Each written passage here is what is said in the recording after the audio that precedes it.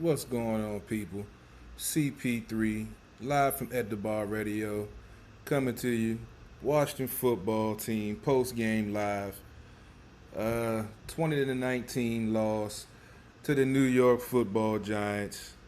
I know I said in my pregame I did not want to give up the Giants' first victory, but in the manner that it went down with Coach Rivera going for a two-point conversion and going for the win with less than 30 seconds on the clock. A lot of fans already are blowing my inbox up, are posting or commenting on my post about how could he do that. You know, his ego is too big. The offense sucks. Why would he do that? They should have kicked the point at the point after and went to overtime. He's a coach. This isn't the first time he's done this. He decided to go for the win. I personally don't have a problem with that because that was the coach's decision. He's in the post game right now, probably listening to the whiny DC sports media that's probably regurgitating the same sentiments that y'all having and saying he decided to go for it on two-point conversion. He just had his quarterback lead his team on a game, potentially game time, game winning drive after he turned the ball over and allowed the Giants to take the lead. He was trying to build off the momentum of what his quarterback had just did, and instead of forcing overtime, he wanted to go for the win, to have something to show the team, to start building momentum and, giving them confidence to, keep building and keep moving forward and not worry about, the shortcomings they're having right now. It's all a process. This is what rebuilding is. Unfortunately, fans don't understand that to the most part, so I get it. I understand the frustration. I'm not mad at you. But he was going for the win. It was a classic NFC East division battle. I was talking to one of my folks in the inbox, said it was probably going to come down to the last quarter, to probably the last possession of the game to determine who was going to win. Lo and behold, that's what happens. Kyle Allen played a hell of a game. Besides the interception and fumble, two crucial plays, the interception, I don't know what he was thinking about on that play. He had a man wide open and threw it to Terry, who was basically surrounded by Giants players. So that was a bad decision on his part with a fumble. Ball security is always something you want to emphasize with a quarterback, especially in those situations, third down, defense coming because they're going to blitz because they know it's a passing play. I think it was a second down? I think it was second down, not third down. But defense can tell by the formations. They pinned their ears back. He didn't secure the ball. Got hit, gave it up. Scoop, 6 points. Gave the Giants some momentum. But as I mentioned previously, he went back out there, blank slate, took the team down there, scored a touchdown. Some of the things that the commentator was commenting on, I hope you guys were listening to, because he was basically pretty much echoing the same thing I've been saying for the longest time, the last 2 weeks, over and over again, about Kyle Allen starting because he's more familiar. He was reacting out there. He wasn't thinking.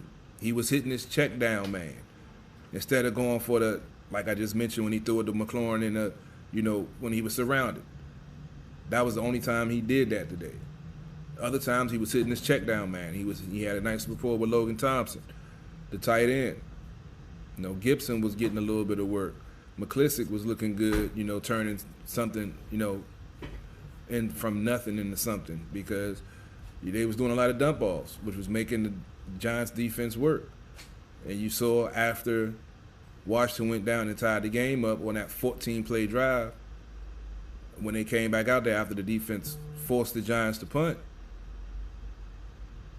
their defense was still winded. That's aided with Kyle Allen going down the field. Like I said, unfortunately, he had the fumble. So, just like I put the loss on Haskins when he had a 3-interception game, 4-turnover game, got to put it on Allen for that fumble.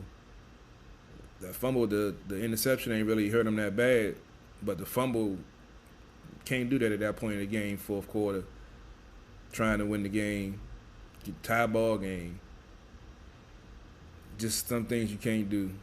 And, If Haskins would have did it, I'd have said the same thing about him. If Alex Smith would have did it, I'd have said the same thing about him.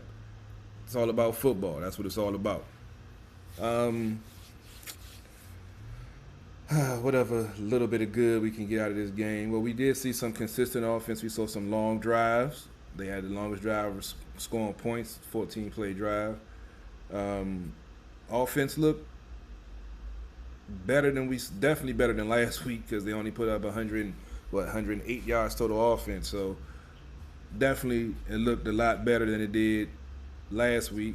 So there was some progress.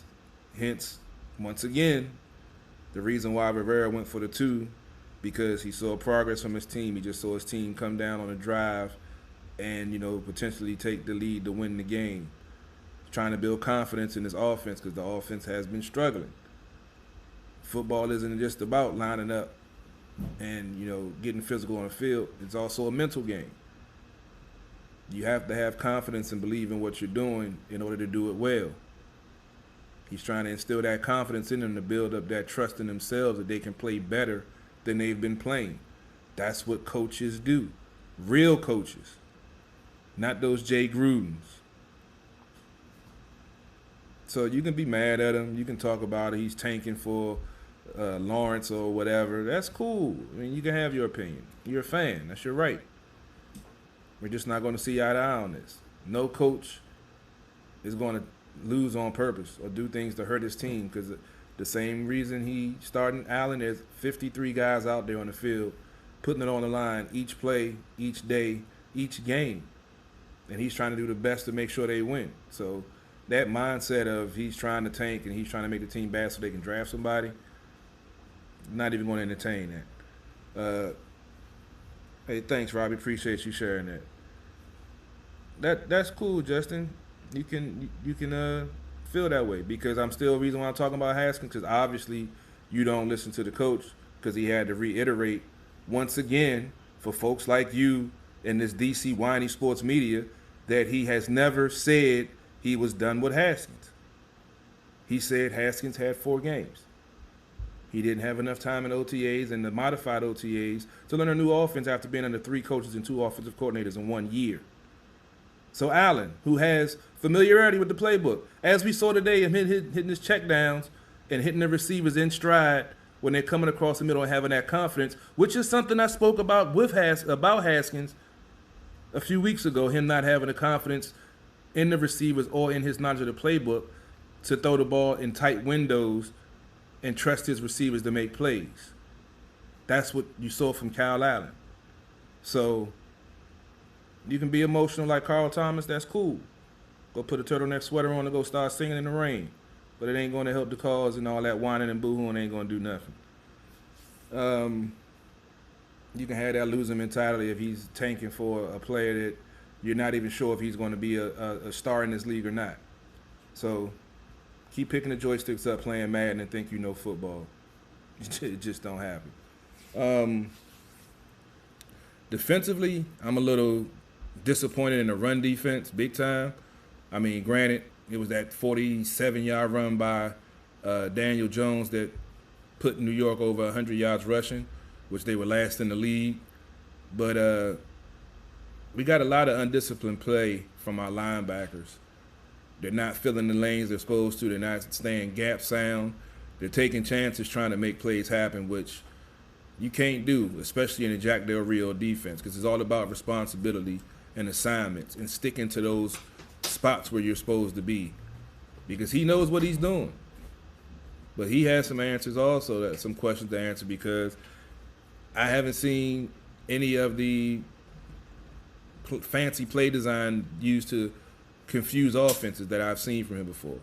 I don't know if it's because there's lack of personnel or game situations with this team always being down and opposing offense being able to open up their playbook because they have a lead. They can run the ball. They can do play action, throw deep when they want to, so he really can't dictate the pace, which was one of my keys to victory in my pregame, dictating the pace offensively and defensively.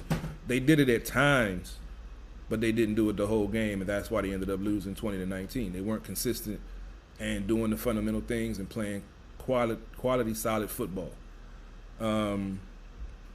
Philip White says the D sliced in on that play. Said should have kicked the extra point. I mean, I get it.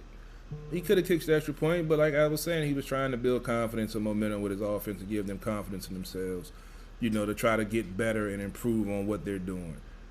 I know folks are pissed off they lost, especially lost to the Giants who were 0-5. I feel the same way, but I'm not going to be sitting here and, if they would have got the 2-point conversion, everybody be cheering saying Ron Rivera is the greatest coach ever since sliced bread. But when it goes the other way, they want to throw him under the bus. I mean, that's cool. You're talking about a proven coach with a proven track record. Like I said, this was Jay Gruden, you wouldn't get no argument from me. I'd be like, you damn right. But we're talking about a coach that has a plan, that has a system, that has been successful. And it's week 6 in its first season in a pandemic with virtual training camp and virtual OTAs. So don't you think you can have a little bit of understanding that things might not go as smooth as you would like as a fan? Just a little bit? Little bit. Just a little bit. It's week 6. He said this is a rebuild. He said they're seeing what we have on offense with another quarterback that has more experience in the offense. No lies told. Haskins down on the trade block. All those rumors are just that, rumors. None of that stuff has been confirmed by anyone. But you can keep believing that. That's cool. Adolfo says we have a good defensive players, but no good defense on coaches. I can't really agree with that. I mean, there are still some holes, as you heard them talking about DeShazer Everett getting in at free safety after they pulled Troy Apke. You got Cameron Curl, who's a free safety / corner that's a rookie that you saw getting some work.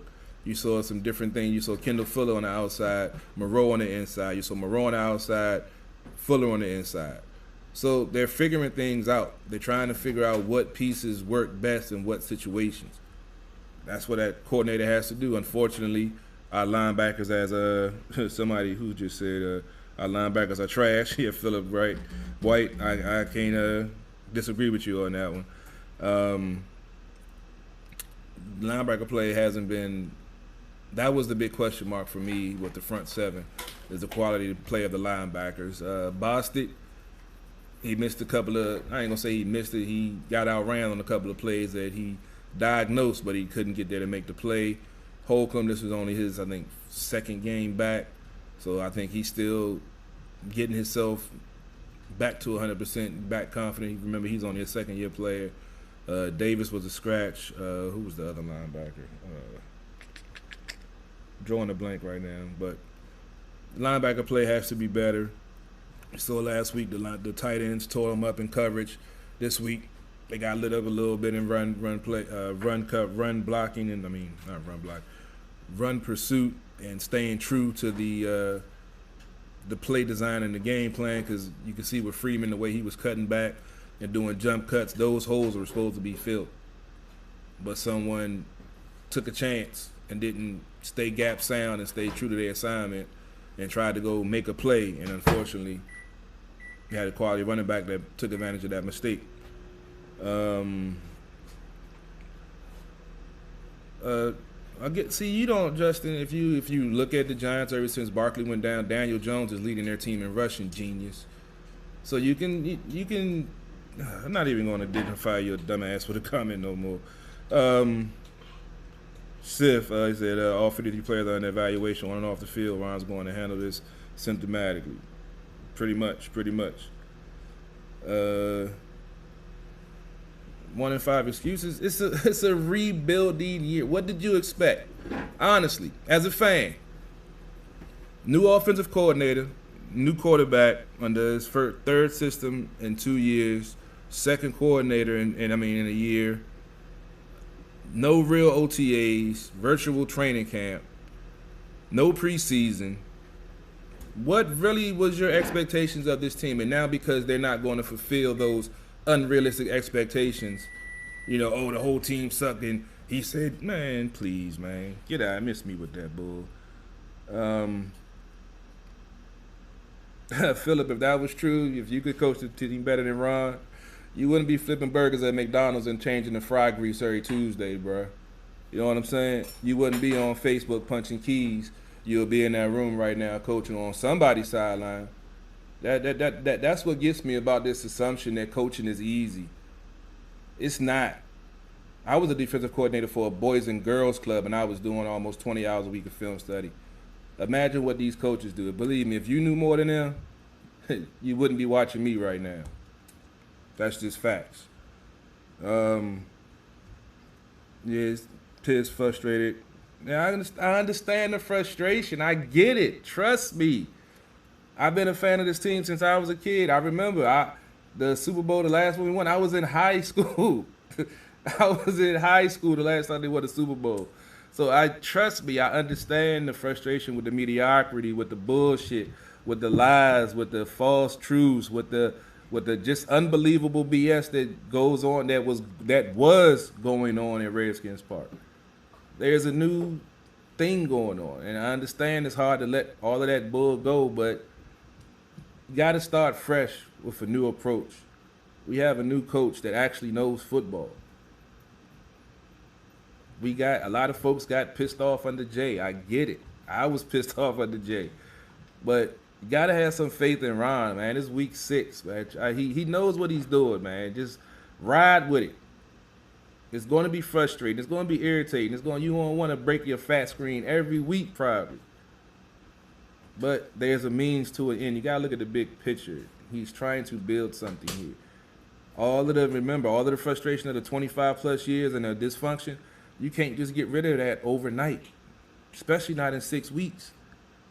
So you just got to – I know it sucks. It sucks to lose to the Giants that were 0-5. I know. I'm in here for my folks too, but – and the Giants fan just walked in the building for our show at 6, so I know I'm going to have to hear it on the show tonight. So trust me, I get it. I get it. When I saw the run by Daniel Jones, that shit pissed me off too. But when you have a team that's rebuilding and trying to figure itself out, you're going to have plays like that. It sucks. I know. Trust me. I've been on both sides of it. It sucks. I said it's all, true, Philip. If you know somebody, let me know, because I wouldn't mind being on somebody's sideline somewhere. I know I can coach better than some of these coaches in the league too. I feel you on that one. I feel you. Let's see. Said Jack Del Rio and Rivera would do wonders for this team. I agree, Evan. I mean, you just got to give them time, man. Just got to give it time. Say you've coached at 7, I work for Metro, that's why I'm not coaching NFL. Got 25 years, not flipping burgers. Bruh, if you want to take it serious, man, if you obviously haven't tuned in, I'm just fucking with you, dog. If you want to take it personally, that's cool.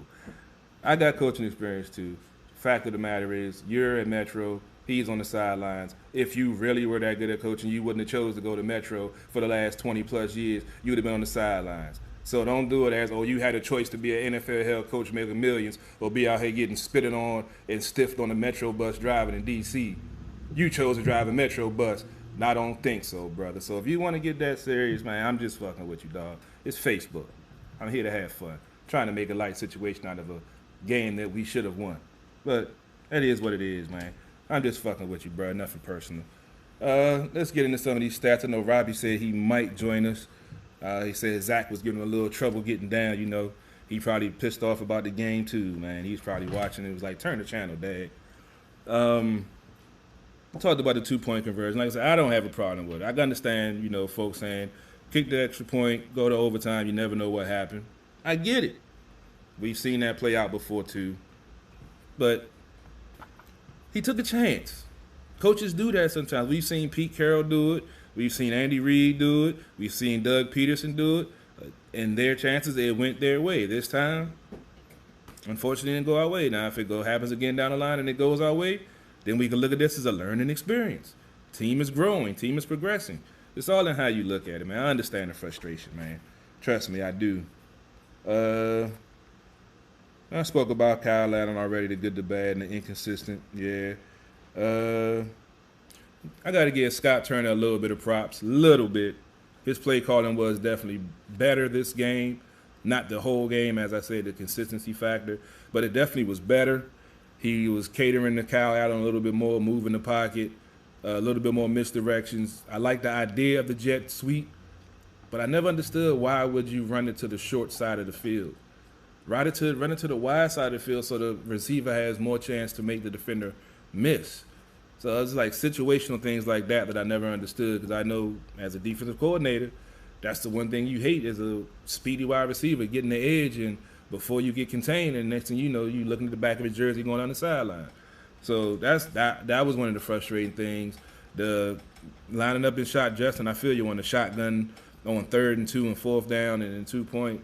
Sometimes you just gotta line up and just bust people off the ball, man. And that's the one thing that I mentioned. The commentator was saying it perfectly through the game about how the Giants were playing the game. You see the damn, I didn't even put the stats up. See, y'all done got me going. I ain't even put my stats up. I done took the time to put up on here. If you saw the stat line, Devontae Freeman, he had 18 carries by himself. Nobody on the Washington football team had more than 10 carries. Hold up, how many did Gibson have? Oh, I did McClissick. McClissick had 8. I don't think Gibson had 10. I'll double check the stats later on. But Phil, we should be man, that would be a dream for us to coach. I'd be on the sidelines as a coach. But as I said last week with Rivera, with his track record and all the research I've done on him, until he gets caught in a lie or some blatant bull, I'm gonna continue to give him the benefit of the doubt until I can see something enough to say that, yeah, that's some bullshit. To me, I haven't seen anything. Other folks, their opinions vary. That's cool. I'm not mad at that. But I'm not at that point yet. So my graphics off a little bit. There we go. Just a little bit. Like I said, I was on the grill earlier, got a little sleepy after I had that nice plate, man, so I ain't do things as crisp as I supposed to, so bear with me. Let's see, what else? I spoke about the run defense already in that 49-yard run by Daniel Jones. Kyle Allen, let's go to the stat line real quick. Kyle Allen, 31 for 42, 280 yards, 280 yards, 2 touchdowns, 1 interception, 97.3 quarterback rating. Daniel Jones, 12 for 19, 112 with 1 touchdown, 1 interception, 74.8 quarterback rating. I forgot to mention that crucial fumble by Allen. You can see and just looking at those numbers between the two quarterbacks, you can see the drastic difference of the game plans of the two teams. Jones only threw the ball 19 times. Granted, they had to lead most of the game, tied up most of the end of the 3rd quarter, 4th quarter. But they weren't really pressing him to throw the ball a lot. Granted, we were playing from behind, and Allen had to engineer a couple of long drives to get the team back in the game. That's why he had 42 pass attempts. But I'm not liking the balance, and I've said that from week 1 with Scott Turner. I give reminders of Jay Gruden's play calling, and that's never a good thing. So he's still learning. Like they said, this is his first true offensive coordinator job. He was calling plays last year after Rivera got fired, and he took over play calling duties. But actually being an offensive coordinator and instilling his offense the way he wants to run it. So he has some learning and growing pains to do too. So, I mean, it is what it is, man. All right, Philip, appreciate it, man. You have a good week too, bro. Appreciate you checking us out, man. Let folks know, we got Postgame Live every week, man. Y'all could be tuning in anywhere, but y'all tuning in and checking out Sports on the Hill podcast. I appreciate that. Team stats. Well, let me finish the rest of the individual stats. They said McClissick had 8 carries for 41 yards, 5.1 yard average. Devontae Freeman had 18 carries for 61 yards and 3.4 yard average. Terry McLaurin had 7 catches, 74 yards with a 10.6 yard average. No touchdowns. And Darius Slayton had 2 catches, 41 yards, 1 touchdown with a 20.5 yard reception average. I mentioned his foot injury in the pregame, and I said it was probably going to be an issue in this game. You saw the play when the linebacker hit him, and just inadvertently his leg got rolled up, and he landed on his foot, which didn't help. But this was just an NFC East battle right here. I can't even really put my finger on, or really say that it was a bad game played. It was a decent football game. It just didn't turn out, the Washington football team's way. That fumble and not making the 2-point conversion, that's just football, man. It's just, flip of a coin, inches, frustration, the want, the will. Like they say, every inch counts. And unfortunately, they came up a couple of inches short. Team stats, first downs. If you look at the team stats, You would think Washington football team won this game. First downs, 24 for the Washington, 18 for the Giants. Third down conversion, they were actually almost at 50%. They were 8 for 15. Well, technically, that's over 50%. Yeah, I don't know the exact number, but yeah. My math a little off. Like I said, bear with me. But unfortunately, the Giants were 7 for 11 on third downs. They were 2 for 2 on fourth downs. The Giants didn't attempt the fourth down conversion. They only had 86 yards rushing. Giants had 132. As I said, you take away that 49-yard run by Daniel Jones, they were right about their average. So that one play did change some things in the game and in the game plan most likely, because Jones, as I said, is their leading rusher since Barkley went out. Freeman has definitely played better since he's been picked up in week 3, but Jones has been. That was a mistake that I made in the pregame. I didn't realize that he was. I didn't realize that until during the game when they mentioned it and saw him with that run. Passing yards, Washington 251, New York 108. New York got 3 sacks and Washington only were able to get 1. Penalties, 8 for 50 for Washington. I think Mark Moore commented in my keys to victory, dumb penalties. There were a couple of dumb penalties by Washington and a couple of penalties that should have been called on the Giants. Well, matter of fact, I forgot to mention that about the 2-point conversion. If you go back and look at that play, as Allen was running back to the middle, buying time, the running back was coming across the middle of the formation where Allen was going, but the linebacker pushed him down. Granted, it was within the 5-yard bump and run area, but in the 2-point conversion, which we've seen happen to Washington on several occasions, the penalty was called against Washington. It was not called against the Giants.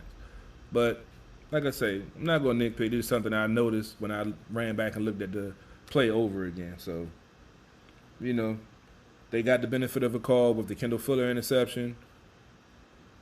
Giants got the benefit of the no call on a 2-point conversion. It all balances itself out. I don't know if Fuller was out. It could have been, possibly, but they ruled in Washington's favor, so that's how it goes, man. Like I said, flip of a coin. Washington 2 turnovers, Giants 1. Time of possession, Washington had the ball for 33 minutes and 30 seconds. New York only had the ball for 26 minutes and 30. You saw in the fourth quarter that Washington dominated. If it wasn't for that fumble, this would be most likely a victory Monday. But he had the costly fumble. He had the interception earlier. And unfortunately, that 2-point conversion play call, I wasn't really in favor of the shotgun when I saw the formation. But I was thinking it's going to be something quick hitting, like a slant, which they've had so much success on in that formation when they have 4 wide or 3 wide and 1 tight end or 3 wide and 2 running back. The slant has worked almost every time, especially when it's McLaurin in the slot. So I don't know if this was a case of the offensive coordinator outthinking himself and trying to be too fancy, or maybe it had something to do with the push of the running back coming across the middle of the formation that would have won the game. Who knows? But that's the way the game ended. Fortunately, Washington is now 1-5. Technically bottom of the division because they lost to the Giants, and Giants is the only win they have. So technically, they are in the bottom of the division. So, what can you say? That pretty much covers it for me. I'm getting ready to prep for the 6 o'clock show, being my third show of the day. As I mentioned before, in the pregame. If you need a new ride, use pre-owned certified. Come on down to Honda Waldorf. I'll be there first thing in the morning, 9 o'clock. Come check me out. Good deals, great cars, great customer service. It's just what we do. And then you can tune in tomorrow night, 7 o'clock, Sports on the Hill. 8 o'clock. We move the time back. Things slowing down. Just got baseball and football to talk about tomorrow and whatever else y'all might chime in on. But 8 o'clock tomorrow night, Sports on the Hill podcast, True Radio Network, coming to you live on YouTube, Facebook, Periscope, working on IG in the near future, and whatever else you might catch us. I don't know. Folks be biting our stuff, so you might think you're looking at us, but you're looking at some other fools. Let's see, what else? Oh, don't forget to hit me up about the Sports OTHP apparel shirts. I know I've been posting about them. I got a lot of stuff going on. You see me posting about the car business because That's where the real money at right now. My commissions is nice. Yeah, shirts are great, but yeah, commission off a car is even better. But make sure you tune in tomorrow night. Make sure you tune back in about less than an hour, maybe about an hour, maybe a little bit more. I know the guy that runs the studio, so he decides whenever the hell he wants to start the show, so who knows. Just be on the lookout. You'll see me streaming again. We're talking relationships, probably do a little bit more sports talk, current events. I know we got some music entertainment news. As always, they always doing something over on that side. Oh, I got some wild shit. See, I already know. Hey, I think you did send me a link on some stuff. We'll talk about it, about Dr. Dre and his wife and their ongoing divorce and the. I got some shit wilder than that. Oh shit! I guess we could say this is Death Row Part 2 for Dr. Dre, the wife's revenge or some shit. I don't know. He had to fight for his money with Suge. Now he got to fight for his money from his wife, and maybe she might be getting locked up too for doing some stuff, and he can keep all his money like he did with Suge. Who knows? But we'll be talking about that at the Bar Radio. I'm just saying. I heard the word embezzlement, so I don't know. But we definitely gonna talk about that in the 6 o'clock hour. I'll be back. CP3 live at the Bar Radio. I'm just saying, man. Theft is theft, man. Stealing is wrong.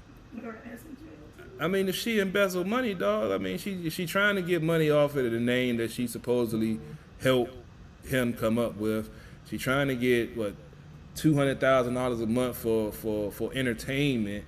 I don't know what kind of entertaining she doing for $200,000 a month, but and to pay for her security. And security and. Motherfuckers know that Dr. Dre's ex-wife. Like, no one's gonna look down. She's like, oh, that's Dr. Dre. Yeah, that's what she claiming, having fear for her life because of retaliation from stuff with his life or whatever. I get it. It's a good argument. It's a good, Hallmark movie and shit. But see, Lifetime is the most violent channel on TV, so Yeah, so I mean, any young lady that tells you that she loves the, Lifetime movie channel and Hallmark, keep sleeping one eye open, bro. You never know. Don't do it dirty, because you might be in trouble.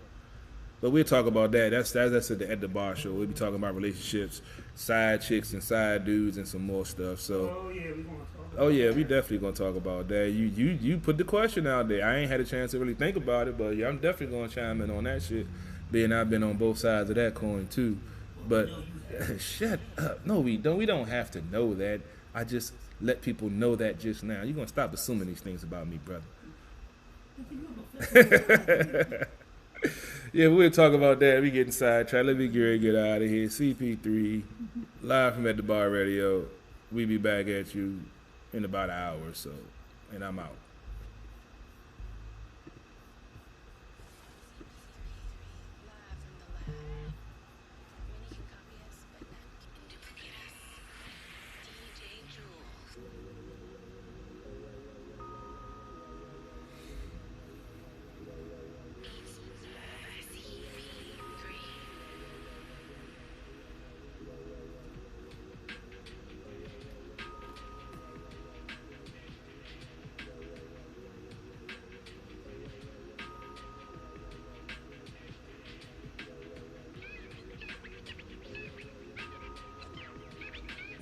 Got 11 viewers on Periscope. That's cool.